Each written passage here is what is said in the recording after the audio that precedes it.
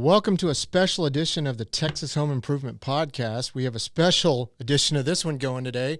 I've got Jim with me live via Zoom from Double Oak. We're here in the studio here, but Jim, we wanted to do this because we've got not just a freeze, but we've got a hard freeze coming up. So we're going to put this out on Tuesday. So by the time you're listening to this podcast, the temperatures will be on their way down.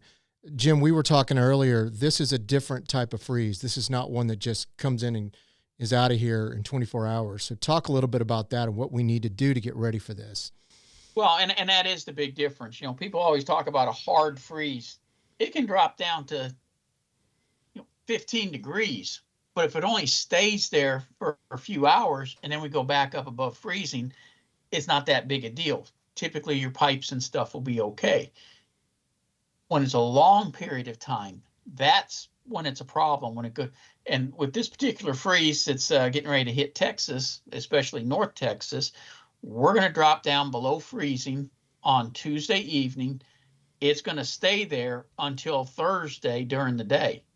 So it's going all through Tuesday night, all through Wednesday, and partway into Thursday. And it's actually Thursday afternoon, I think, right now that they're predicting before we go above freezing.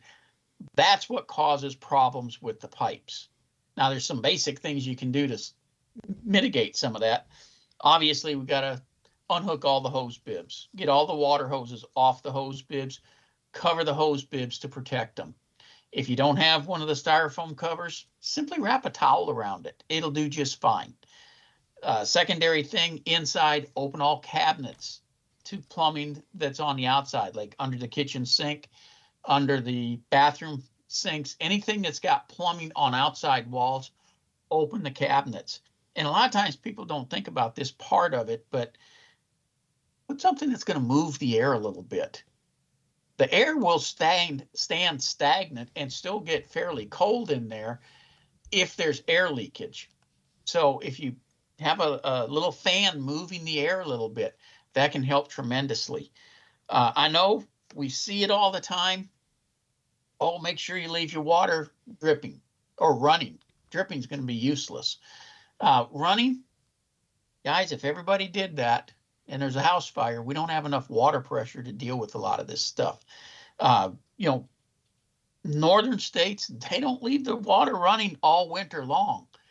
Wrap your pipes and protect them. Now, there's a difference in the way the plumbing is done in Texas, because if you're in North Texas, your pipes are run underneath the foundation.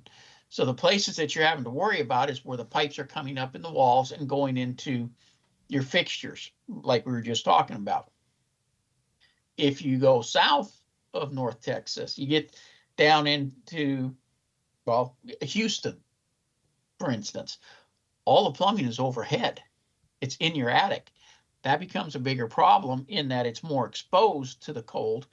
But on the same token, it's easier to find it, to wrap it.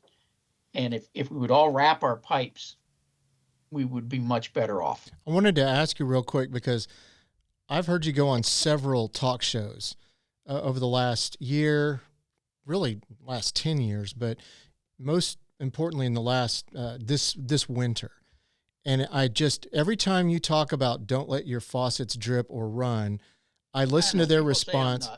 And if you go on our YouTube channel and read the responses in there, but I would just ask anybody, people talk about, no, the fire hoses are on different, pipes. Well, if you go and do some research, and they have done that, they are not.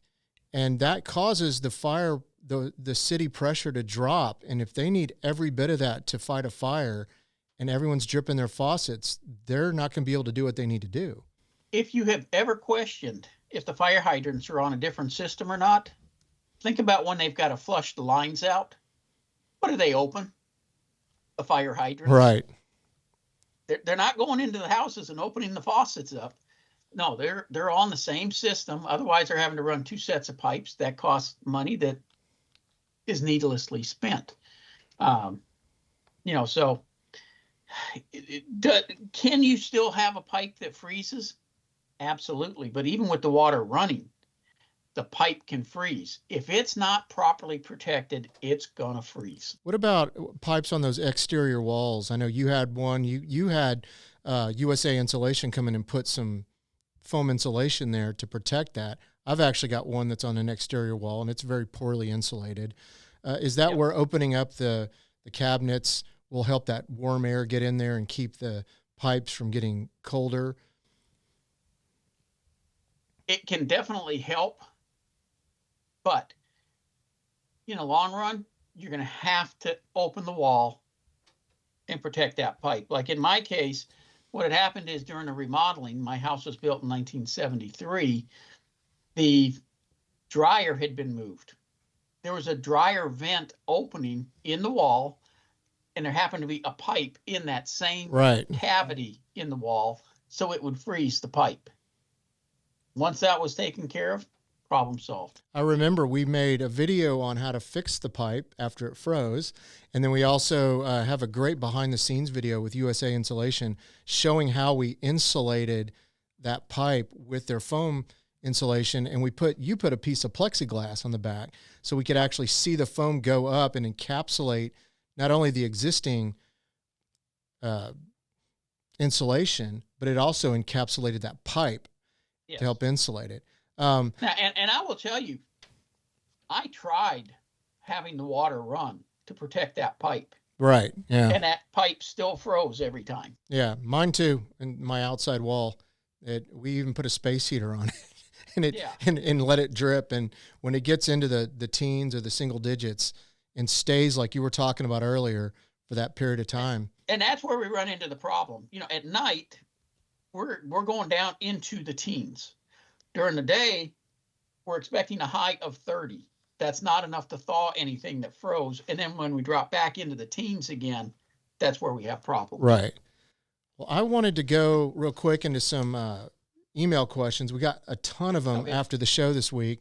I'll start with Anita from the Colony.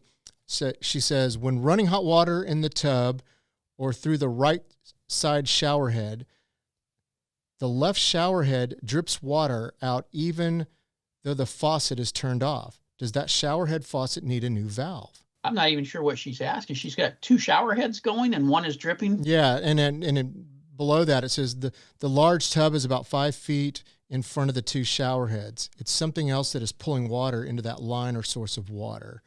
We bought the way the diverters work, they are not typically sealed very well. Now, if you got a valve that you turn, yes, that can seal it to send it up to the shower heads. But in most cases, we just have a lever we pull or push.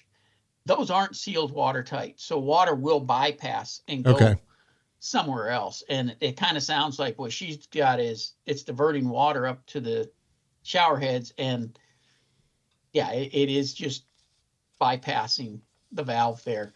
And I'm guessing what she probably has is a shower head with a hose on it with a second shower head. Those are very common right now. And there is a valve that you can divert on the unit itself that puts it to one shower head or both shower heads. And typically that does seal the water. So, yeah, the unit's probably just wearing out. Because they said that they're Kohler faucets and they come with a lifetime warranty. And you know what? Kohler and Delta are both very good about that. When they come with that lifetime warranty, you take it apart, you take it into a plumbing supply house, not the box stores, and they will typically look at it, verify it, and hand you another one. Wow. That's good. That's why we use those. I know you've always recommended the supply houses over just the typical box stores. Okay, Johnny Murphy in Montgomery says, our son, I read through this earlier. This is a parents helping their kid, but it looks like the parents are paying for it. So they're asking so the kid doesn't keep wasting money. Our son has a 1,500 square foot home in Carriage Hills, Conroe, built in 91.